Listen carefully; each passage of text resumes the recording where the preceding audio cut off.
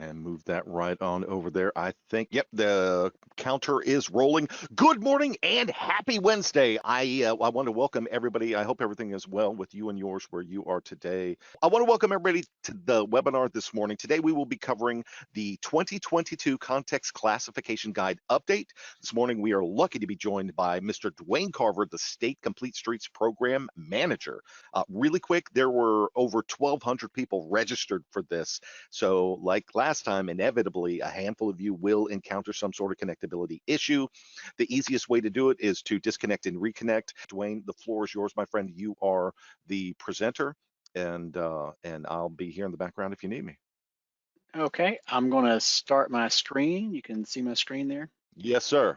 All right, rock Got it. and roll. Okay, great. Your I'll desktop. turn off my camera. All right. Thank you, everyone, for joining us. Thank you, Brian, for that introduction.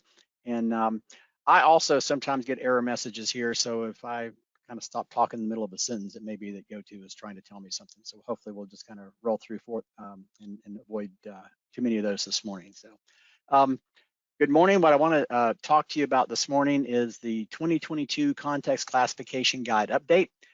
We do not update the Context Classification Guide every year. We update it whenever we need to. This year, there were some significant changes made in the FDOT Design Manual, and this guide is designed to accompany the FDOT Design Manual, so we needed to make some changes here to support the manual.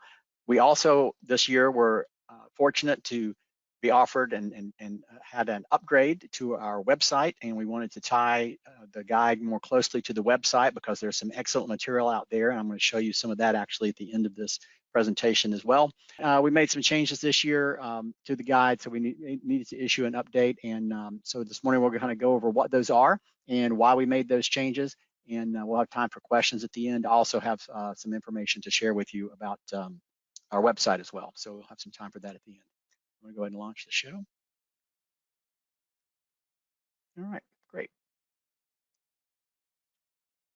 So what I'll talk about this morning is where we're heading with complete streets and with context classification. A lot of it is based around our changes in adoption of Target Zero at the department, so we'll talk about that. We're going to talk about the safe system approach, which is incorporated now into the context classification guide because that is guiding itself the way we're approaching safety in the department. We're going to talk about how complete streets and context classification support that safe system and Target Zero approach. We'll talk about the specific changes that we made to the context classification guide and the things that did not change as a result of that. And we'll talk about how we use context classification to understand our safety challenges. All right, so where we're heading with this. This is the timeline of how we've implemented complete streets in the state of Florida. And you can see that it began back in 1984. At that time, we were one of the really early adopters. There wasn't a term complete streets at that time, but the Florida legislature adopted what we now call the, referred to it as routine accommodation law. And basically, it said that whenever we build a roadway, we had to provide for bicycle and pedestrian transportation. And so that was what the department changed our guidance, began changing our guidance at that time to support that. We began providing bicycle lanes and sidewalks in urban conditions. It was really kind of a one-size-fits-all approach, and as things went on, we did that for 10 years, a little longer, and began to realize that we could do it better if we didn't try to do one-size-fits-all and realize that some sizes fit some places better than others. And in 1999, right around the year 2000, we rolled out a program called Transportation Design for Livable Communities. And the notion there was that there are some places that we really want to pay even more attention to the needs of bicyclists and pedestrians. And so we created some guidance in our design manual to allow us to do that. But of course, when you design for livable communities, it kind of begs the question, well, does that mean that we also have non-livable communities? And that didn't make any sense. And so we continue to refine that policy. And in 2014, we adopted a complete streets policy. And that really was what we were looking for, was the idea that we can look at a place and figure out what that specific place needs to be, and then build a transportation system to support the needs and the wants and the desires and the safety of that place. And so that led us to the adoption of our context classification system. And then in 2018, we threw out our old design manual and wrote a new one, the FDOT design manual. And that is what we're using now. And that was rolled out in 2018. That actually was an award-winning book. It won a national award for complete streets and context classification. And that's what we've been using up until this time. And so every year we update the FDOT design manual based on changes and what we've learned in the last year and things that need to be adjusted or fixed over time. And certainly complete streets and context classification is a journey that we're learning on as we go. So every year we usually have something that we need to update on. And so in 2022, we updated the design manual to include the concept of target speed.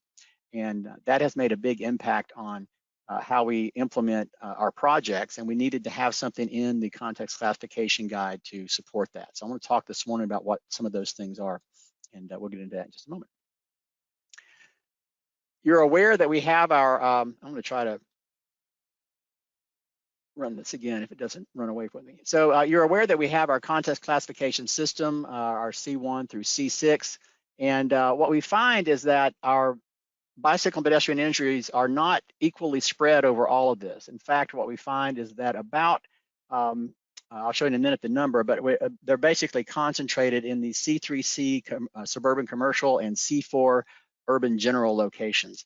And just knowing where we are in space helps us a lot with understanding that. And so you can see on this slide, for bicycle and pedestrian fatalities, over about 80% of those fatalities and serious injuries actually occur on only about a third of the system. And so this chart shows a little bit better. These green bars that you see here represent the portion of our roadway miles on the state system that are within these context classifications. And then the blue bars are showing you how many crashes we have there for fatalities and serious injuries. And you can see that in those particular context classifications, the crashes are way overrepresented in terms of the number of miles that we have on those context classifications. And so that tells us that there's a problem, but also it's not a system-wide problem necessarily. We have a pretty good idea where we need to go to fix those issues.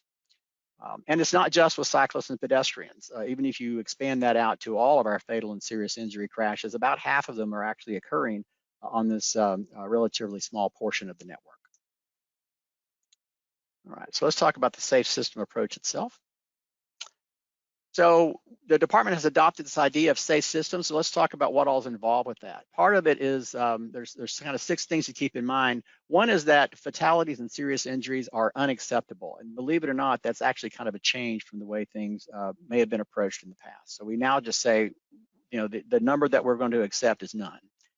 It recognizes that humans do make mistakes and that humans are vulnerable. And so we have to account for that and account for the energy in the crash when it occurs.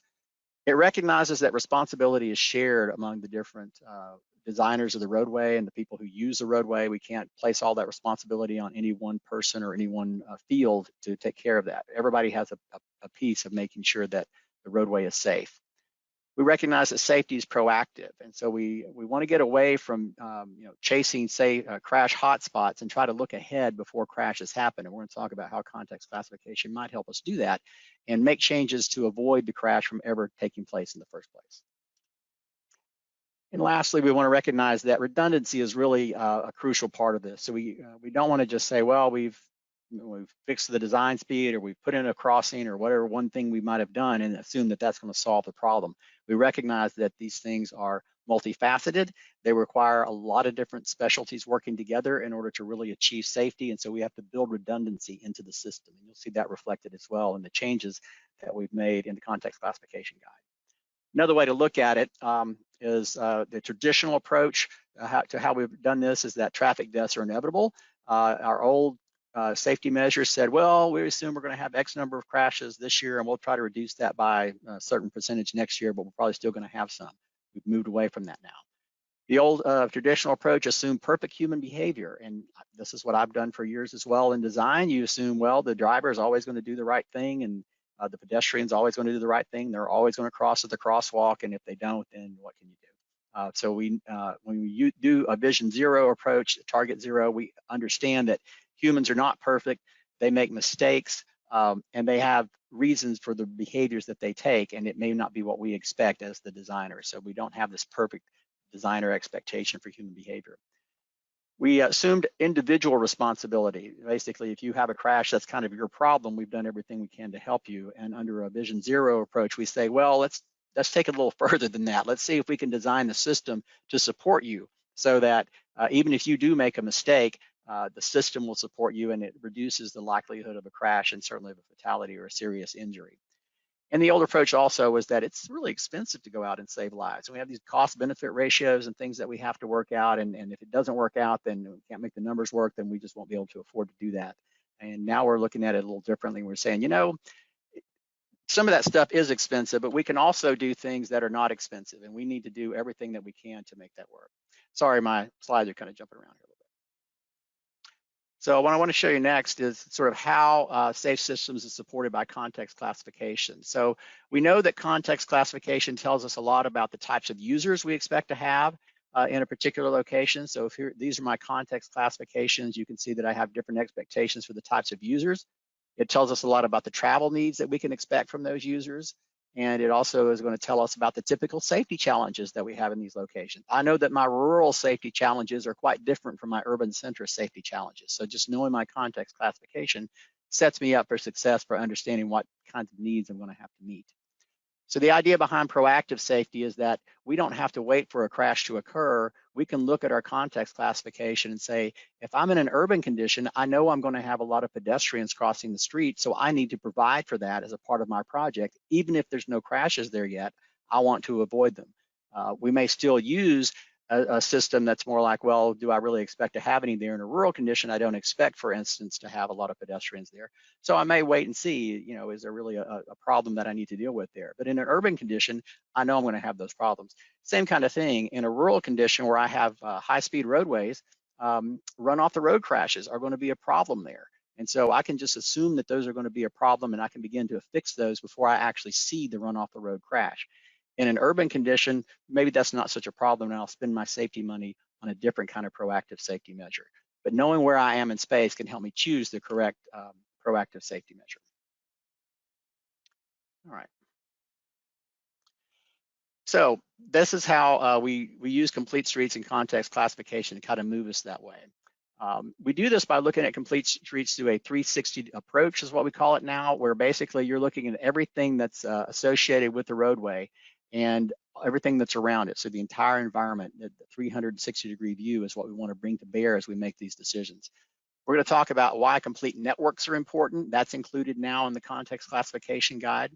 We're going to talk about context-based design speeds, this new target speed idea and how that fits into the notion of speed management. That's contained in the guide. We're going to talk about how we use context classification to understand our challenges more completely. And let's start actually kind of with that. So here's some things that have not changed in the guide. We still have our 8 FDOT context classifications. Those have not changed at all, so continue to use those. The criteria that determine those context classifications, so all of our different things that are in this big matrix, none of this has changed. All these numbers are exactly the same, so that is not what has changed in the guide. If you're using these, continue to use these the way you have. Nothing about that has changed, so that's all exactly the same. So let's go over the stuff that has changed. We talked about the 360 approach, the target speed, and complete networks. Those are all things that have changed in the guide. So let's go over those first. This complete Streets 360 approach, and there's actually a letter from Secretary Thibault that's in the guide that was just released that talks about what we mean by the 360 approach, and I like this sentence here. It considers both location characteristics and user needs that FDOT plans, designs, constructs, and operates context-sensitive roadways that prioritize safety and are tailored to the unique areas of Florida. That's it. That's the whole. Everything that we're doing takes all those things into account, and that's our kind of 360-degree view of how we're doing complete streets and context-based design in Florida. The context classification guide introduces some language in there about complete networks. And what we're finding as we get into building our state roadway system and trying to make it a safer system is that there are certain things we can do really well on the state system. Other things are very challenging to do on the state system. Some things we can do really well on the state system is figure out how to move big trucks through places, for instance. So through your town, and every town has got to have big trucks moving through it, probably the state roads are a good place to do that and to haul the freight, and that's our mission, is to do those kinds of things. So we're really good at doing those things. Some things that maybe we're not as good at doing are providing really low speed streets. I'm talking about like 15 mile an hour, 20 mile an hour yield streets, the kind of streets that you know, a lot of different folks can feel comfortable riding and bicycling on, maybe even without any special facilities. So those kinds of really livable conditions that you might have outside your own home or something like this, or you might desire to have. Those are much more difficult to get on the state system. And it's hard to have one system that does it all, just like it's hard to have one design that fits all. So we need to look at things in terms of networks. And so how our state system fits into your local street network, and then which streets can bear the load the best for the things that they can do the best. This also assumes, of course, that you have a local street network, and not all communities do. And so one of the things that we want to work with folks on as we go forward with complete streets and context-based design is how do we help the communities establish their own complete networks of streets to help support our state roadway system, and then our state roadway system supports your own complete street network as well.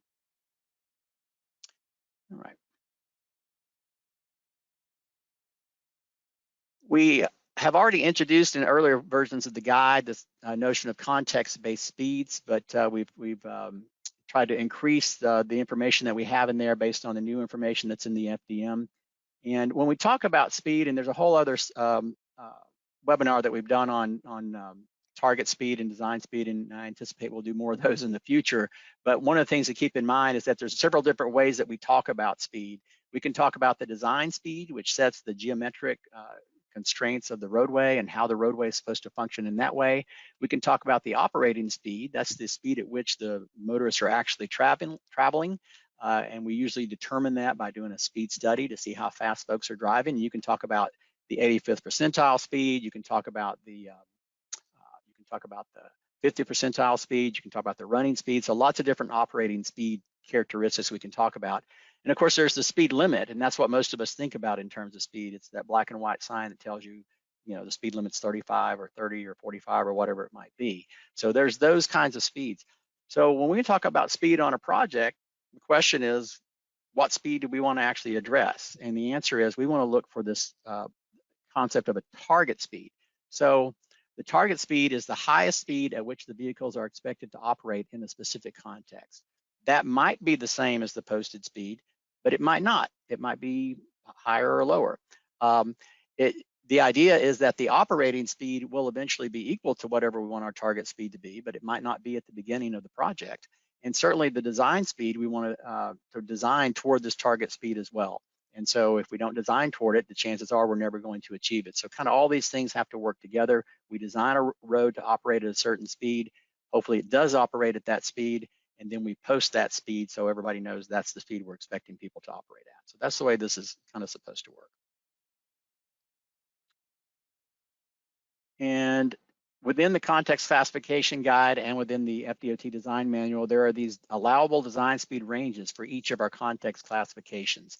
And this is one of the reasons we need the target speed idea, is that within this range, where should I actually be assuming that my project will operate? Which one of these speeds should I be designing for on the project?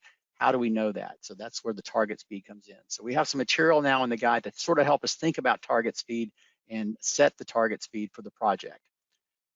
So here's an example process. This diagram is actually in the context classification guide. Now, you don't have to use this. This is an example. This is based on what some of the districts are doing. So you may see things with this about this diagram that you really like and want to use. You may see the other things that you think are not going to work as well for your system or your district, and that's fine. You can change that. But this is, I think, a good way to kind of give you a beginning thought process for how this works. I also like this diagram because I think for folks who are not inside DOT, it helps them understand really the complexity that goes into establishing and setting up this target speed. Remember that we don't set up and implement a target speed in a vacuum. A lot of hands have to touch it. A lot of considerations have to be made. So let's kind of start at the beginning. I'll try to walk you through this a little bit. So if you have a project that has a planning phase, a lot of times you'll make some of these decisions at the beginning of that. But even without a planning phase, like a 3R project, at some point you're going to have to do a context classification review. And I'm going to show you in a minute a way you can start even with the context classification review to assign a target speed at that point. That's kind of a provisional beginning idea of what a target speed might be. And you can go in and say, well, if we were going to use that target speed, what might my design controls might might those need to be? And we can look at what our typical section might need to be. And again, this can even be done as you do the context classification review, and then we can document what that might need to look like. Then the project's got to go through scoping and budget. And I know that in some districts, these things may flip around in terms of which gets done first. So this is one process that you can use. If you can take something away from it, then you might be able to use it in a different way that makes sense for you. A lot of times what happens is once this is set, then the project will go into scoping and budget. Okay, this is where your idea of what would be best in the world runs into how much money you actually have to spend and how much time you have to spend it. And you may find that the things that you need to get done to achieve your target speed are not feasible for any number of reasons. And so if that happens, then you may have to go back and rethink what it is you're doing, and there's some conversation that needs to take place. And I'll show you a little sub-diagram that explains how that works. Then once that's done, you can confirm that we have the money to do the thing, and then it can move ahead. You go out and you design it, and we make sure that we can do all the things that we need to do in the design. Then we build it, and then we go ahead and monitor it and see how it works. And then we can make changes in the future if we need to. So this is kind of one process that some districts are using to establish a target speed early in the target process, in the design process. So one of the things that the target speed requires is a lot of collaboration, and that's something that may be new to us a little bit at the department. And you can see these are all the people, and this diagram is in your guide, but these are all the folks who really are involved in this target speed setting process. Everybody from your complete streets coordinator, who is setting up the context classification guide, or the context classifications that you have. Your bike ped coordinator is going to know about the safety issues. We'll talk about the planning leader in just a minute. And you also have your district traffic operations engineer, safety administrator, and even your MPO liaison, because they are going to know what the locals are trying to do. So this planning leader person I want to come back to, because in the diagram, it just shows it as a planning leader. But in fact, within the districts, that may be a different person. So in some places that's in PLEMO, in some places it's modal development, in some places it's the ISD manager. So whoever that is, whatever they're called in your district, that's the person who needs to be involved in this conversation from the multidisciplinary aspect to help set this target speed. And we just updated the chapter 114 in the FDM, which is the 3R chapter, and it also includes some of the same information in there. So the guide is really sort of supporting that chapter as well. All right. So the steps that we recommend you go through to set this target speed. Again, when you set the context classification, you actually have an opportunity to go in as well and look at the context classification and start thinking about, well, within that context class, what is my design speed range? What's the current posted speed on the roadway? Is it an SIS roadway? That will affect what my speed range can be. And look at that FDM design speed range. And that then can a lot of times give you a starting point that you might want to have for your target speed. So here's how we recommend you set that target speed starting point. So if you're in the C1 and the C2 locations, that's the more rural locations, you may start at the high end of the context classification or the design speed range, and then decide why I would need to go any lower than that. These are the places we expect people to drive fast. So why wouldn't I just start assuming they're going to drive fast, and then I have to have a good reason to design the road any more slowly in those locations? On the other hand, if you're in an urban or suburban location, it might make more sense to say, well, let's start at the low end of the design speed range and see why I would need to go higher. There's a lot of good reasons you might need to increase that speed, but let's start by assuming we're going to have a lower speed and then justify why we would need to have a higher speed. So this is in the FDM, and we wanted to illustrate it here in the context classification guide as well. So then we identify our project needs. Who are the intended users? Are there a lot of cyclists and pedestrians present there? Are there safety challenges? We have this thing that the department uses called the Safety Needs List Dashboard. Now that is not accessible to the general public or to consultants, but within the department, we are beginning to track where we have safety needs on our roadways and on this dashboard. And so the department folks have access to this, and they'll be using that to determine if there's an existing safety need of some kind that we need to address. So those all would go in there. If there is, it may be the kind of thing that a lower or higher speed can help address, and that would help you set your target speed. We also want to start looking at, are there any special population groups perhaps in the corridor that we know are going to increase the demand for bicycle and pedestrian transportation? This is really important, especially in C3. In C3, it's kind of a mixed bag. We may be having a lot of automobile transportation, but we might be having a lot of pedestrian transportation, especially if these kind of groups are there. So we're doing more research on that at the department right now. But knowing that those folks are there could make a difference to you in terms of how you might choose your target speed. Also, what's the level of community support? Quite often the communities have already come to us and they've said, we'd like to see a lower speed in this roadway. We've also on occasion had communities come to us and say, we like this roadway to operate the way it is at a higher speed. This is an important, high speed arterial in our community. We want to leave it that way. That needs to be respected as well. And so we need to have that communication with our community and with our locals to make sure that we're kind of all on the same page about what the expectations are for the speed on that roadway. And we can also think about what's the road or that roadway in the network. And this is back to that notion of networks. If it's a state arterial, it's got one kind of function we're expecting it to serve. If it's a local street and it's serving a neighborhood, that's a quite different set of needs that it needs to meet. And so we look at all those things as we're trying to determine what our roadway is doing. A state roadway might serve many different functions. And so it's not enough just to say, well, it's an arterial and it's always going to be a particular way. No, you need to look at this particular road, this particular state road, and see what need is it serving within the community, what function is it serving. That's going to adjust what needs to happen. I live on Highway 90 in Tallahassee, and right down the street is Leon County High School. So even though that's a 4-lane urban arterial on the state system, every day, several times a day, there's lots of high school kids walking back and forth across it. They're parallel parking their cars on it, which is interesting if you've not seen teenagers parallel park cars before. So a lot's going on that roadway. So you don't want to just look at it and say, oh, it's an urban arterial, it always functions the same way. Even along the course of that roadway as it goes through my town, it has different needs that it tries to serve. So we need to think about that as we're trying to determine what's an appropriate speed for that roadway. So we've done all this thinking, so that helps us identify an initial target speed that we might set. So we can go then and say, well, this is what we think the target speed should be on this roadway. Does the design speed currently match that? And if it doesn't, are there speed management strategies that we could use to help us get to that? And then we can see, well, are those strategies feasible to be used on this project? They may require something that we just don't have the money or time to do, in which case we've got to find another way to do it. And so that's looking at, can we implement those strategies to do it? If we can implement all those strategies, great, let's roll them, let's pay for them, let's get them done, and let's go build the project. If they can't, then we may need to go back to our target speed and say, hey, we wanted to get this road down to 30 miles an hour. It's currently, maybe it's signed at 45 miles an hour. We don't think we can get it to 30. And so we don't want to move ahead with a target speed that is just not going to work for our project. So we're going to have to adjust it to our target speed that we can meet. Which speed management measures can we bring to bear on that project? Let's do those, and then we'll set the target speed based on how much of a reduction we think we can get based on what we can do on that project today. And so that way we can move ahead then with the rest of the project with a target speed that everyone is comfortable that we can actually achieve. So we document that and then we move ahead with the project.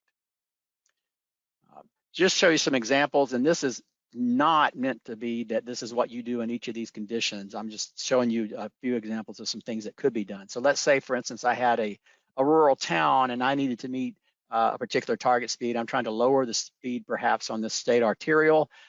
There's a number of things that might be at my disposal that I could do there. It already was kind of a small street. Maybe I could add the on-street parking back on. Maybe I have an opportunity to do some deflection in the roadway. Maybe I can do some raised crosswalks or something like this. So there might be a lot of things that I can do to achieve a speed reduction in this kind of low speed rural town environment. On the other hand, if I'm on a suburban commercial roadway, it's going to be usually many more lanes. It was designed to be a faster roadway from the beginning, so it's much more difficult to try to slow down a roadway that was designed to be fast. And so there may be a more limited palette of options that are available to me. But using the context classification guide and using the FDM Chapter 202, we should be able to find solutions that can get us as far as we can get with speed management on each of these kind of roadways. And again, these are just examples. This is not meant to go out and do every roadway like this. This is just trying to throw some different stuff out there. By the way, these are on the website, and I want to show you the website at the end of this presentation, just to show you some more examples of how you can see how these things are actually used on projects. So we'll get to that here in a few minutes. We talk in the context classification guide in this update about the existing district-wide context classifications. Back in 2019 or so, we actually finished all the district-wide context classifications. These were developed statewide, and what they're designed to do is we can pull up a preliminary context classification as a place to start. And so that's what we want to use those as. Those are a starting point for what the context classification would be on a project, which then, of course, will set the speed. These are intended to be refined project by project. So as we do new projects, we'll go in and we'll update that information. And that's stored in the roadway characteristics inventory as feature 126. And the districts are aware of that and they're tracking all that information. We wanted to provide some additional information about existing and future context classification and how those are used. There was a little bit of confusion about that. So the existing classification is what's on the ground today. If I went out and looked up and down the street and did a context classification, that's what it would be. And so that's what usually we start with on a 3R project. The future classification is what we would expect it to be in the future. So if you're a qualifying project, that means something that's going through PD&E, for instance, we want to start with the future condition, right? We're going to project out to the future when this project is going to be done. So we want to be designing with that in mind. Even for 3R projects, if we know that the future condition is going to be different, it's entirely acceptable for a district to say, well, the existing context classification is, let's say, C3C suburban commercial, but we know based on local plans and the most recent development patterns that this is going to be really urban in the future, and we're going to add on-street parking. The locals are bringing all the buildings up to the street. So we're going to design this road as if it were a C4 in the future. We're going to use a future C4 context classification to make our decision. And so that is something that you can do and should do in a place where it's appropriate. And so we describe more about that in the guide. Hopefully that will be useful and clear up some of those questions about that. We also had questions about local roadways. And this is a very common question. Actually, folks will come in and say, well, I have local roads, I'm a county or I'm a city. How can I use context classification on my roadway? Within the Florida Green Book, this is the Manual Uniform Minimum Standards for Design and Construction and Maintenance of Streets and Highways, which is what the locals tend to use here in Florida. We do have some information about that and how you can use the context classifications that we have to determine what your context classifications would be for your street. Now, a few things to keep in mind. Our context classifications are specific to the state roadway system, and they're assuming a certain kind of road is there. You may need to tweak those a bit for what you're doing.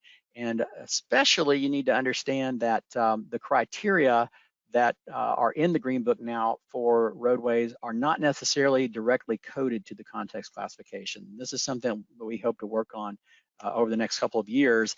But for now, you're going to have to do some of that homework on your own if you want to take the Green Book criteria and fit them into the context classifications. But we will be working on that over the next few years.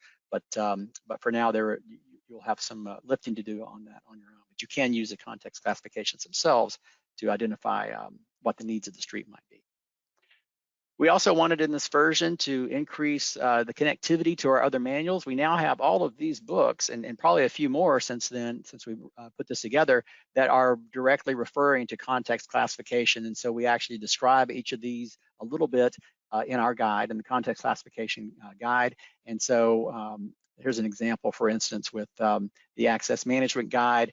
This table, which has been in the access management guide for a long time, has now updated with the context classification to help us understand better the relationship between context class and access management class. Some others are coming online soon. The quality level of service handbook is in draft form right now. It also is incorporating context classification. So there's tie-ins to all of these within the context classification guidebook. And one of the last sections that we added was something on emerging uses. What we realized is that there are folks who want to explore using context classification to go beyond just roadway design. Are there other things that context classification might help us understand a little better? And so there were two that we included in this version of the guidebook, and maybe in the future there will be others.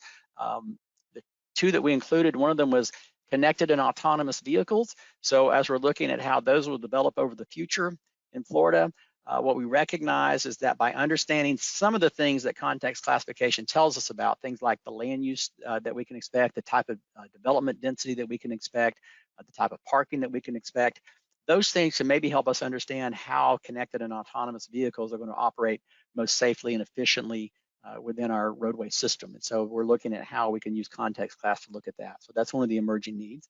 Another is resiliency. And so we understand that there may be ways that we can use resiliency or context classification to help us get a handle on that. You can see the statistics here. Since 2000, we've had an increase in tidal flooding by 352%. We have an increase in precipitation over the last 60 years.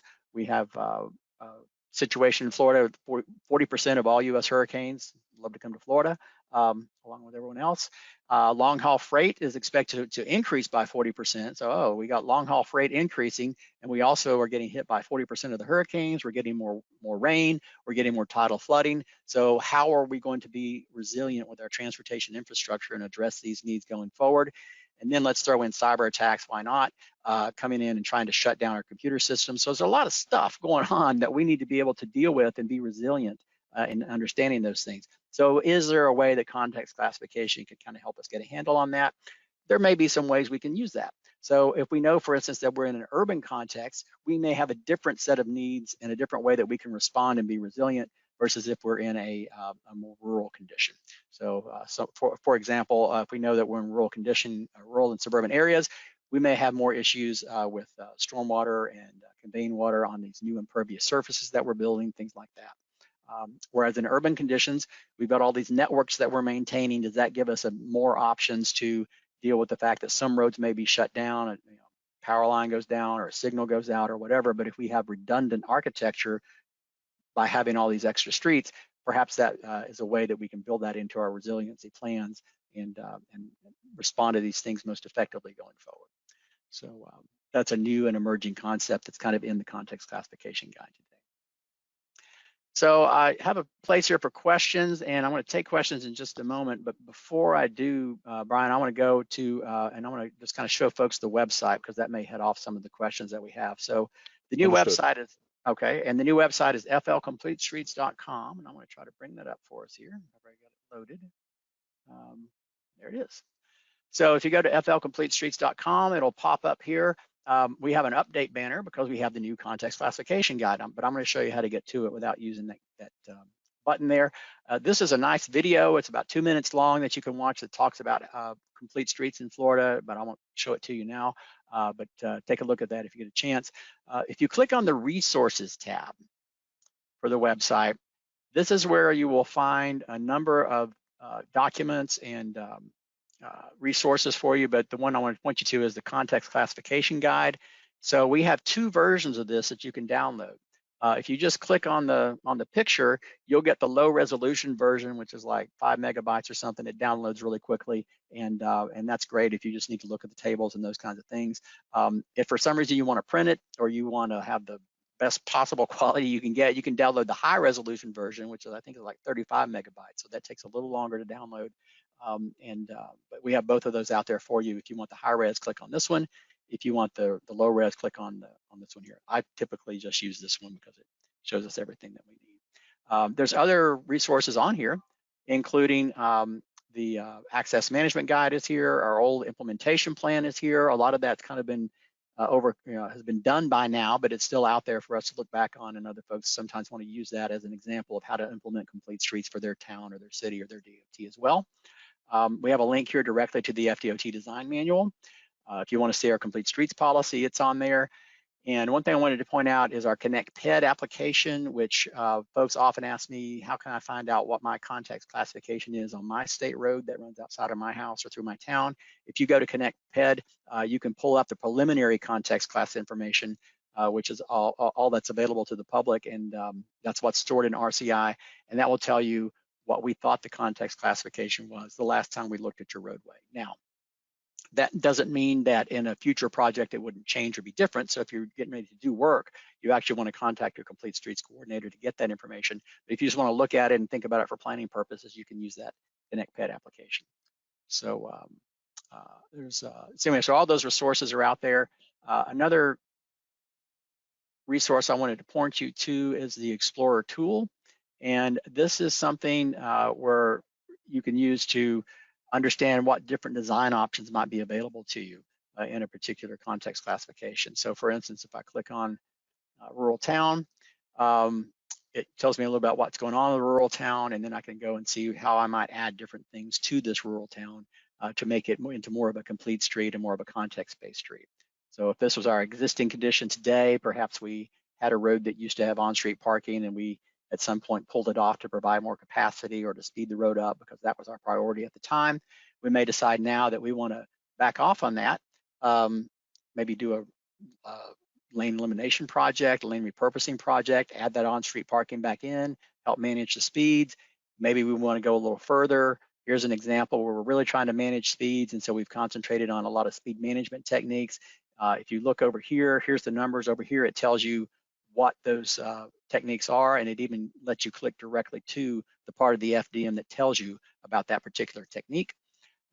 Just as one further example, let's say we wanted to really concentrate on improving bicycle connectivity through a rural town. Then here's an example that shows how you might redesign it that way. So there's many ways that you can redesign a street, and these are just two examples, but they give you the building blocks that hopefully you can use to create speed management and make a more context-based and context-appropriate roadway for whatever kind of road you're looking at. You can do the same thing for different context classification. So for C3, we might do something like this.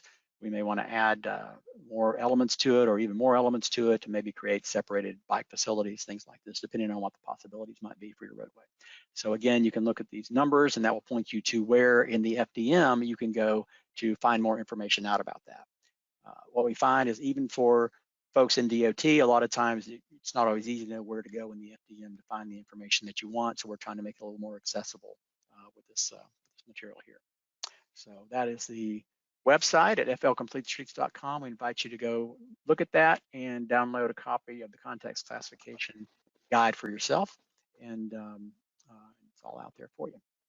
Okay, Brian, do we have questions? Absolutely. Here, let me get this going right here. The first one here, I don't know if you necessarily have this like floating around on top of the Rolodex there, but what percentage of C3C and C4 roadways have designated bike facilities? That's a good question. I do not know the percentage of that. I can tell you that the last numbers that I saw, and this was a few years ago, was that on the state roadway system for our urban arterials, something like 80% of our roadway system had a bike lane on it, either a bike lane or a paved shoulder, and usually in urban it would be a bike lane. So on the state system, I think you're pretty likely to find that. That doesn't mean that all the state roadways have them, but they do have some kind of bike facility on them. That's been a requirement since 1984 or whatever. So we've had lots of time to add those over time. In places where we don't have it, it's usually because there just wasn't enough room to fit it in. And that's something that we'll need to be looking at in the future about how we can either provide those or do something else with it. Touching on that, I'm going to try not to read tone. I always try not to read tone into the what we're looking at there, but I'm only human here. And it says, if we started to add bike lanes back in the 1980s, why is it that so many state arterials still don't have bike facilities? And that's how it's typed. I'm not being a smartass. It was emphasized like that. Yeah, that's a great question. And one of the reasons that we found recently, we've been doing bicycle and pedestrian quality assurance reviews. And so we go out and understanding that if you're required to do something that just can't be done on a project, you can get what's called a variation for that. So it may be that we're required to add the bicycle facility, but there just isn't right a way to do it. There's no room on that roadway. When one of the things we did even before we implemented the FDM was we narrowed our urban lane widths from 12 feet to 11 feet or even 10 feet. And when we did that, we freed up space to begin providing bicycle lanes or wider bicycle lanes on state arterials where we could not have done that before. So that's one thing that's happened. And that was a relatively recent change. I think it was back in 2015 that we made that change. And so that's why you still today are seeing roadways, even since 1984, that don't have those facilities. You'll see more roads with those facilities added to them in the future, but it still won't be all of them because in a lot of places, there's just still not room to add those things in. So we may have to go even further. And if we do want a bike facility on that roadway, we may be looking into lane elimination. Or it may be that working again with the local networks, we decide that that's really not a great place to bicycle anyway. and maybe we can identify another facility on a local road that would be better and meet our obligation in that way. So those are all things that Very we look good at. answer. All right. Here's another one. Do we anticipate a change in how we calculate cost benefit or cost risk? I'm not aware of any anticipation of a change in those things, and those are not things that I work with every day. So that's not, that may not be the gospel word on it, but and working with those kinds of numbers, I don't use them, but I'm not aware that there's any change in that. We're really moving more toward trying not to rely on that as much as doing the more proactive safety, where we can just implement something even without a benefit cost if we know that it's going to make a change. All right. Here's kind of a big one. Um, One issue that we've been encountering when talking with local partners, they seem to be taking direction from the FHWA bikeway guidelines, more specifically, the volume versus speed selection criteria. While we have the context class, which is a very positive step forward, could you speak on bridging that divide in communication of the context class when all stakeholders may be all on the same page but reading from different books, so to speak? Sure. So we actually we also have the FHWA bicycle facility selection guide, and that has made a change in the FDM. So some of the material you've seen in the FDM, like with separated bike lanes and things like this, a lot of that has come around because of that FHWA guide. At DOT, we want to follow the national standards, we want to follow the national trends, and we take our guidance from FHWA as well. Um, what you find a lot of times on state roads is that our volumes are so high that we're kind of off the chart on some of those FHWA charts that you have there.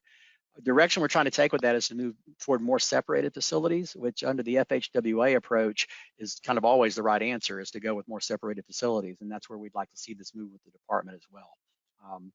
AASHTO has drafted a new bicycle facilities planning and design guide. And once that guide comes out, we'll have access to that information as well. And you can anticipate more changes in FDOT's bicycle and pedestrian design criteria based on what AASHTO comes out with. We've even tried to scoop AASHTO a little bit by getting a head start on that and beginning to make some of those changes. So you'll see some changes on that, I think, coming out in the next year or two that will bring us more in line with what those FHWA guidance documents are. Awesome. Okay, you may have covered this in the presentation there, but does the term planning phase incorporate PD&E phase? Yes, when we talk about a planning phase, that usually means you're in the PD&E. Now, that line is blurred just a little bit. Even for 3R projects, we're recognizing that we can do a much better project, and by better, I mean we can do it maybe less expensive and maybe even a little faster if we do have some preliminary thought up front, planning, if you will, about what that roadway needs to look like, and we can get some of these discussions out of the way up front. And a lot of districts have already caught on to this, and District 5, for instance, has been doing this for years. District 1 is doing this. District 4 is doing this, and the others may be doing this as well. But the more we can do that, even on 3R, that helps. So when I say planning phase in the guide, it usually is referring to something like PD&E that has a specific planning phase budgeted in the project. All right, there's a lot here specifically about target speed. And the first one here, does the PD&E phase play a role in setting the target speed? From the flow chart, it seems it is set prior to the planning phase. It very well could. And one of the things maybe I didn't make as clear in the presentation is that, somebody asked me who sets the target speed. Well, at some point, FDOT sets a target speed that's going to be in the typical section package, and that's what we're designing the project for. However, there may be many target speeds at the beginning of the project, so there may be a lot of folks who have an opinion about what the target speed should be. The complete streets coordinator probably is going to have an idea about the target speed once they've done the context classification and kind of walk through some of that. If you're doing PD&E, the PD&E project and the planners and the engineers who are doing that should have an idea what they want the target speed to be on that roadway as well. If you live along that roadway or you're in a community that roadway goes through, you probably have an idea about what you think that target speed should be. And it's fine to bring all those to the table at the beginning of the project and, to have an idea what all these different people think these speeds might be. And then we'll try to reconcile those. But at the end of the day, the department has to select a final target speed that we're going to move forward with on the project. It may be one of those or it may be something different. But it's fine for everyone to bring a target speed forward your opinion on it. All right. This is more of it seems like a statement, but it says for special population groups, it would be great to list persons with disabilities. Yes, we actually have just started a research project that we're hoping will get us a better handle on how we can serve those groups more efficiently and more safely. The context classifications are really great for some things, but they do they could use more work, especially in C3, of understanding where those groups are and what their needs might be. And so we have a research project underway now to try to get that information out there. Okay, here's another one. How do we obtain the context classification shapefiles? If you want the context class shape files, you need to ask us for those directly, and we can get those for you. You can see the excuse me, you can see the context classifications in Connect PED, but you cannot download the shape files from there. So those are something that you would have to email us, and we can get you those. The reason is those are updated every weekend. So we want to make sure you get the most recent one when those come out. So, and we also are kind of tracking, and there's some information we want to give you when we give you that file. We want to make sure that folks are going through the District Complete Streets Coordinator to get the latest information about context classification, and what's provided in that shape file may be several years old. So there's kind of a caveat we want to give you before we pass that information on to you. There's a lot of kudos in here for you, as there always are, because you do a great job with these. But there's also questions about the presentation. I'll let everybody know right now that we are recording this. We are going to post it out there to the FDOT's training YouTube page. I'll give you the link as well. I believe you guys post it on the Roadway Design Office website as well. But so the recording will be out there, but there are a lot of people specifically asking for your slides.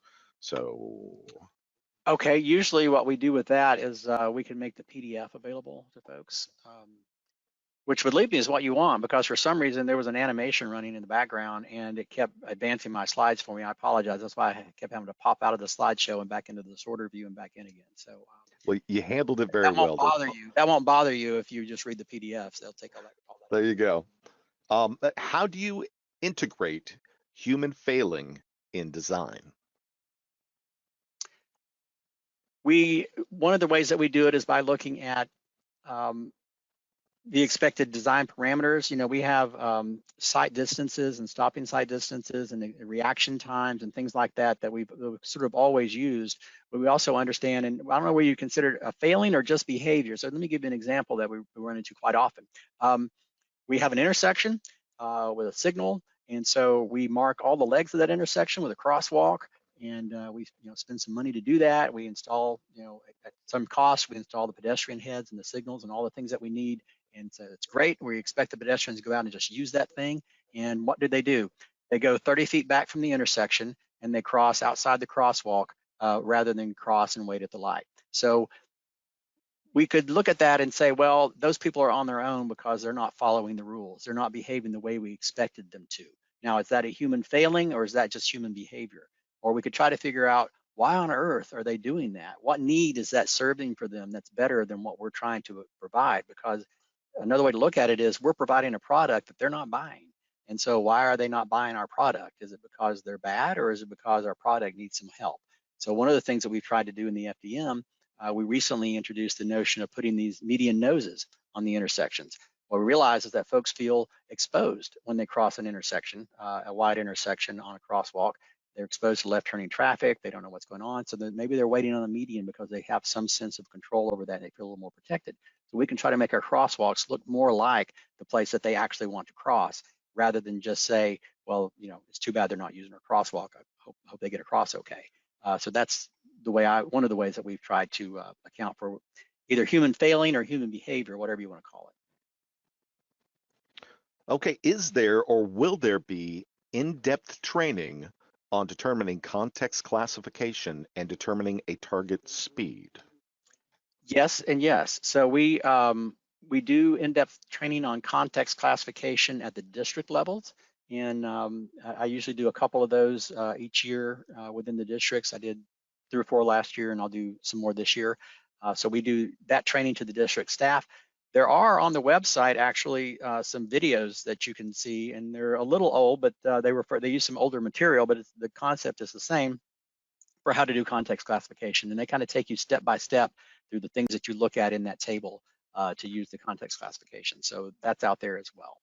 And Dwayne, for when you speed say you management, go, I'm sorry, when you say you go and do the district visits to the district staff, is that including local partners? not usually. Usually that's Okay, just training that I'm doing to the district staff folks. understood. But particularly when we start integrating context classification more fully into the Florida Green Book, we're going to have to do that outreach to our local partners as well. So that's on our radar that will need to be provided. And it's helpful if people ask for that during these kind of webinars. So that lets us know that there's a need for it. Here's one. Are coastal versus inland considerations included in the complete streets protocols? They are not directly included in the protocols, and that's one of those areas where if you are working on those kinds of issues, it could be that knowing the context classification could be helpful to you, and that's why it was actually listed as an emerging issue in the context classification guide. We're not entirely sure how that picture fits together, but we think it's interesting and intriguing, and it could be of value. Context classification doesn't answer all your questions for you. Recently, we thought we wanted to know if we could use context classification to help understand how our pavement wears out, how quickly it wears out, and what changes with that. And so we did some studies on it, and it was kind of inconclusive. There really wasn't enough to tell us that just by knowing the context class, it's going to last longer or wear out faster. And so it was maybe not as helpful in that way. So it doesn't answer all your questions, but it can maybe be a better one way to think about answering your questions, even if it doesn't have the actual answer itself. Will the FDM and Complete Streets Manual point back to NACTO for reference of locals? They do not point back, and in general, we don't have too many external references in those documents. We reference AASHTO quite a bit. We reference other DOT documents within those, but part of the reason that we have the FDOT design manual is that is Florida's design criteria. Now, having said that, we take stuff from NACTO that works for us. If you look at the ACTO Urban Streets Design Guide, for instance, I think we calculated once that something like 60% of that is actually already in our design guidance. And another, say 25% of that could be done pretty easily by a variation. And then there was some of it that just would be very difficult to do on a state road. But the majority of it actually can be done on state roadways, either by right or through some kind of a variation process. So it is incorporated. We just don't directly reference it. All right, we're running a little low on time. I'll give you a couple of more here. Is there an update for the Florida Green Book TND chapter in the works?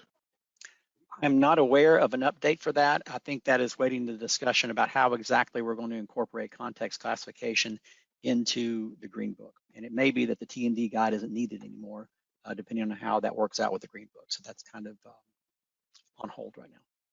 Here's one that I saw that I liked. Do you get a lot of pushback for losing on-street parking? It could be a really contentious issue.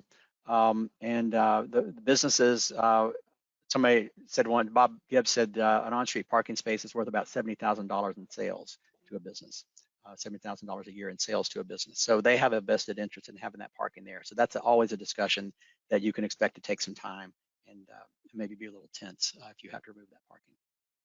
Well, my friend, excellent presentation as always. There are so many more questions here that we'd be here for the next hour going through that. I'm going to download this QA report and send that to you so you can review that as well.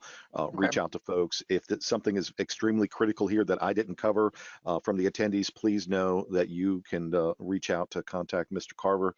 You should know, he's quite popular and in demand, so everybody should know how to get a hold of him there.